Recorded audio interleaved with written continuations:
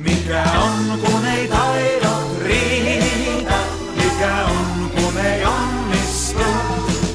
Onko niin, ettei niitä voi sieltä, mihin koskaan ei kylvetty?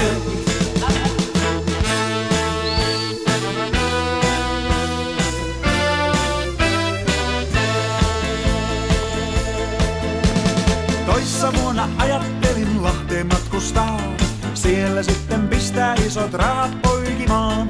Ideahan toiminut ei alun perinkään, ja toteutus jäi kesken kun jäi muuta miettimään.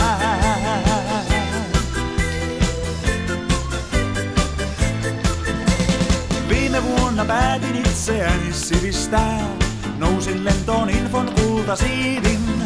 No helmikuussa täytyi kurssikirjat hävittää, en jaksanutkaan perehtyä niin.